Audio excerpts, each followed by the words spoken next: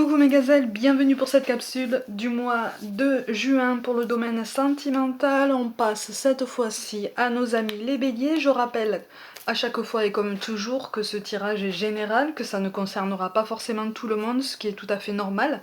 Prenez ce qui vous touche, ce qui vous parle vraiment et essayez d'en trouver une piste de réflexion adéquate pour là où vous êtes dans votre parcours. Donc l'énergie dominante pour certains d'entre vous, amis béliers. Bon, la rancune est tenace. La rancune est tenace. De toute façon, c'est la phrase, et cette carte me le confirme, c'est la phrase que j'ai entendue, que j'ai vue au moment du tirage. La rancune est tenace. Il y a des choses qui ne sont pas réglées avec la personne à laquelle vous pensez. Il y a un dû. On me parle d'un dû. On me parle de don et de recevoir. Hein? C'est comme si vous aviez donné, et puis finalement reçu très très peu à votre goût, ou en tout cas pas de la façon dont vous auriez voulu. Il y a beaucoup de rancœur, beaucoup de rancune, mais pas forcément exprimée, hein. En fait ça bouillonne. Hein. C'est secret, c'est à l'intérieur, ça bouillonne, ça tourne, ça retourne, ça s'alimente, ça s'intensifie. Ça ne trouve pas de réponse objective, ou en tout cas assez pertinente, puisque finalement j'ai l'impression que pour certains d'entre vous, vous n'avez pas les réponses, qui vous plaisent déjà, pour ceux qui ont des réponses, sinon vous n'avez pas de réponse adéquate en fait, vous n'avez pas de réponse même en allant à la source, donc même en provoquant le dialogue, j'ai l'impression que vous n'avez pas l'impression d'obtenir plus de réponses que ça pour répondre à vos questions. Du coup il y a beaucoup de frustration. De toute façon en carte de synthèse, vous avez le 8 d'épée, à l'envers en plus. Vous avez envie de vous sortir d'un schéma qui vous donne l'impression d'étouffer, ou en tout cas qui vous donne l'impression de déboucher sur une impasse. Ça veut pas dire forcément couper les ponts avec quelqu'un, ça veut pas forcément être synonyme de rupture, de coupure, mais il y a quelque chose à régler, il y a quelque chose à éclaircir. Pour certains, les pensées s'évanouissent en fait dans le souvenir de quelqu'un. Les pensées se dirigent tout le temps vers quelqu'un et ça vous épuise, hein. Ça vous fatigue beaucoup, beaucoup, beaucoup. Tout n'est pas rose. Hein. Au niveau du quotidien, là c'est difficile nerveusement. Nerveusement, vous êtes fatigué. Vous avez envie de faire attention et même de faire attention par rapport à cette personne. J'ai l'impression pour certains d'entre vous, que vous avez l'impression d'avoir été manipulé par cette personne, entre guillemets, ou en tout cas conditionné. Comme si cette personne avait eu un comportement peut-être assez particulier pour vous faire changer de décision au dernier moment, ou vous faire douter assez pour en fait vous faire revenir en arrière, vous faire revenir vers elle, vers lui. Comme d'habitude, hein, je dis elle ou lui, c'est générique, hein, vous le prenez, vous adaptez. Oui, il y a un grand sentiment d'instabilité par rapport à cette personne. Pourtant, vous ressentez des choses pour cette personne, il y a quand même une tendresse, un attachement, hein. Il y a eu des moments partagés, il y a une avancée, il y a une envie d'avancer avec cette personne. Il y a une envie aussi de voir cette personne progresser, effectuer un travail intérieur, mais ça va trop lentement à votre goût en fait.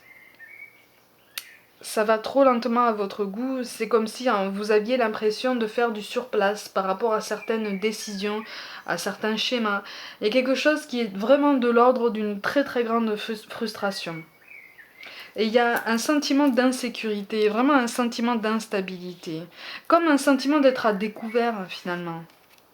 Ou de s'être mis à découvert pour rien.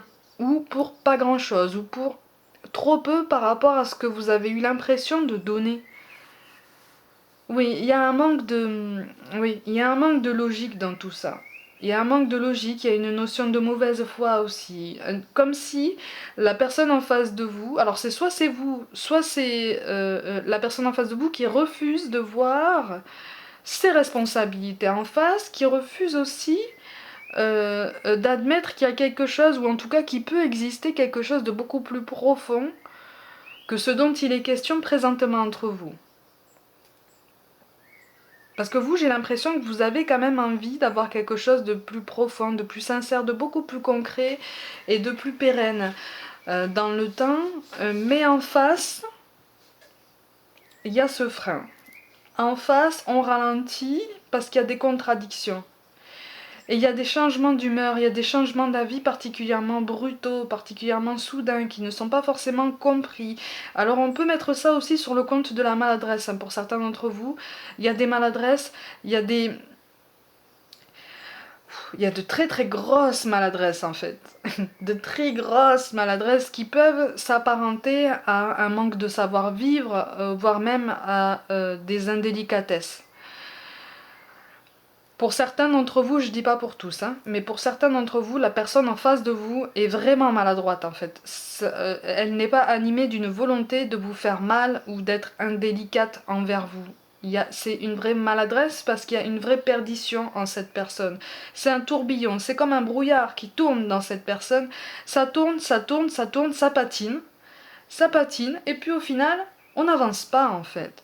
On n'avance pas, ou alors si on avance, c'est pour tourner en rond. Vous voyez, parce qu'on reste dans sa zone de confort, on reste dans ce qui nous rassure, on reste dans ce qu'on connaît déjà, en fait. Vous voyez? Mais de votre côté, vous apparaissez aussi un petit peu comme ça. C'est que vous avez envie, pour certains d'entre vous, hein, vous avez envie d'avancer, mais vous avez aussi envie de rester dans cette zone de confort. Donc c'est pour ça que, pour certains points, les réponses qu'on vous donne, même si ce sont des réponses sincères, honnêtes, ne vous conviennent pas parce que elle concerne quelque chose qui se trouve en dehors de votre zone de confort. Et donc, c'est là aussi que vous trouvez votre contradiction, en fait. C'est là aussi que se trouve cette contradiction, c'est parce que vous voulez avancer, mais vous voulez avancer dans une direction bien précise, sans forcément faire preuve de souplesse. Alors, encore une fois, ça n'est pas un jugement, hein. On est tous susceptibles, quel que soit notre signe, quel que soit notre âge, quel que soit notre vécu et nos convictions, de tomber dans un schéma similaire. Hein. D'ailleurs, dans un schéma quel qu'il soit. Hein. Donc, quand je dis ça, c'est loin d'être un jugement, c'est ce que disent les cartes en fait. C'est un état de fait. Vous voulez avancer pour certains d'entre vous dans une direction bien précise et vous avez du mal à entendre qu'on peut avancer d'une certaine autre façon. Vous avez du mal à entendre qu'on peut prendre un chemin de traverse qui pourrait potentiellement mener vers le bonheur que vous recherchez. Ah oui, vous êtes dans la maîtrise complète.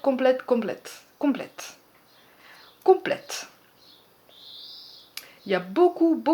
Alors il y a des rancunes et des blessures. Il y a des malentendus aussi qui se sont accumulés à cause de très très grosses maladresses. Ça s'est envenimé, ça s'est alimenté, ça s'est transformé, ça s'est empiré. Et du coup, maintenant vous avez du mal à passer outre parce que le dialogue est biaisé. Le dialogue est biaisé parce que vous êtes encore animé, vous-même, ami bélier, de cette colère en fait, de cette colère envers cet autre qui vous a fait espérer, c'est ce que vous pensez en fait, qui vous a fait espérer de belles choses, qui vous a fait attendre de belles choses, voire même pour certains d'entre vous qui vous a promis tout ça. Et finalement, vous voyez que ça n'avance pas aussi vite que prévu et ça n'avance pas de la façon que vous aviez envisagé. Mais on essaye de passer outre, mais on reste dans le contrôle. On veut avoir la main, on veut avoir potentiellement pour certains un ascendant sur la situation. Alors c'est pas forcément un sentiment complètement assumé, cette volonté de maîtriser et de prendre les commandes de la situation. Mais elle est là quand même, hein. Elle est un peu inconsciente, mais elle est là. Hein. Si vous creusez un tout petit peu en vous, y a des traces quand même de ça. N'oubliez pas que vous êtes un signe de feu, ami bélier. Vous aimez prendre des décisions, vous aimez que vous aimez voir les autres prendre des décisions, mais vous adorez aussi quand les autres prennent les mêmes décisions que vous, en tout cas. Hein. Ou en tout cas quand ça va dans le même sens. Hein. Surtout dans le domaine sentimental, c'est très très important pour vous. Il vous faut du concret. Là, vous avez besoin de concret, vous avez besoin de durable, vous avez besoin de quelque chose de très très fort. Vous avez du mal à... Voilà, vous avez du mal à voir la lumière qui reste dans la relation que vous entretenez avec cette personne-là, dans la relation que vous avez avec la personne qui occupe vos pensées. Vous avez l'impression de régresser. Ouais, il y a une très très grande impression de régresser, une sensation de lenteur, mais c'est une lenteur qui est subie.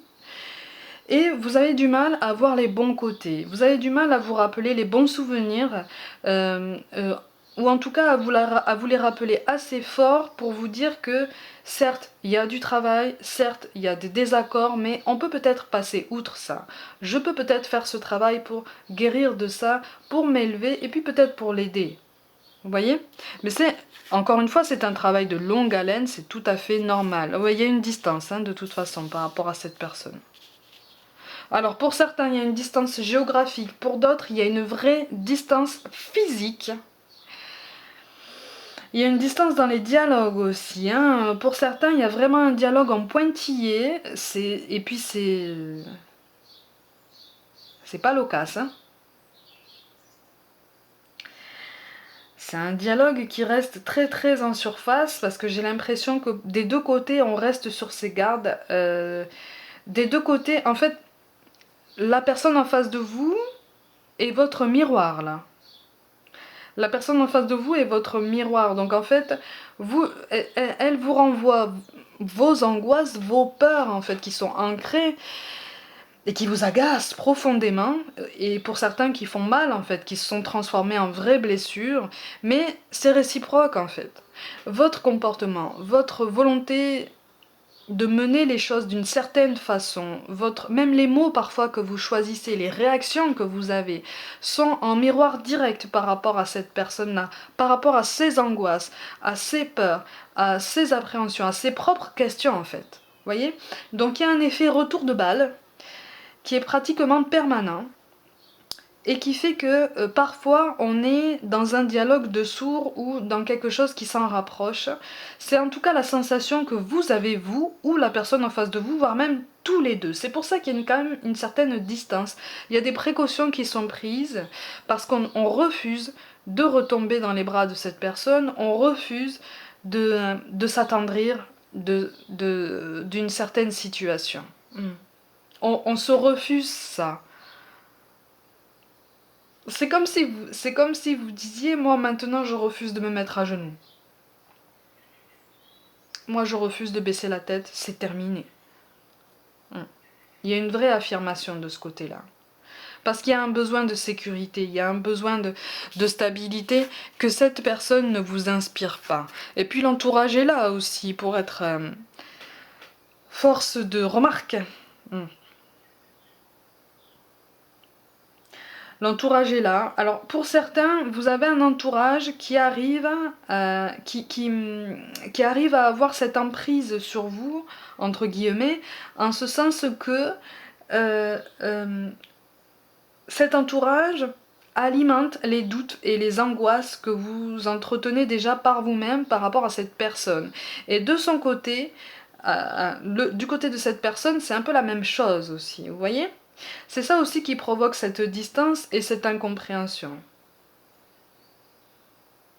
C'est comme si vous vous regardiez droit dans les yeux et que chacun de vous faisait un pas en arrière et que chacun de vous se disait « Mais attends, pourquoi il recule ? Pourquoi il recule ? C'est à lui, c'est à elle d'avancer. C'est moi qui ai fait tous ces gestes, c'est moi qui ai fait tous ces efforts. Maintenant c'est à lui, maintenant c'est à elle. » De montrer qu'il en veut, quoi, de montrer qu'elle veut s'établir avec moi. Il y a une recherche d'harmonie de toute façon, mais il y a un déséquilibre, il y a une sensation de déséquilibre dans les efforts. Oui, ça se rapproche presque du rapport de force. Hein. Mais attention, c'est un rapport de force qui... Ouh là là. Ouh là là, c'est un rapport de force qui peut être alimenté aussi par l'entourage. Hein? Alors, pour beaucoup, vous avez un entourage qui vous conseille, qui vous donne des conseils parce que ça part d'une bonne intention. Mais c'est un entourage qui n'a pas assez de recul. Vous voyez? Là, les cartes vous disent qu'en fait, vous êtes à même d'avoir assez de recul pour prendre les décisions qui s'imposent. Alors, on ne vous dit pas de vous fermer, de vous boucher les oreilles par rapport aux conseils. Vous pouvez recevoir de bons soutiens.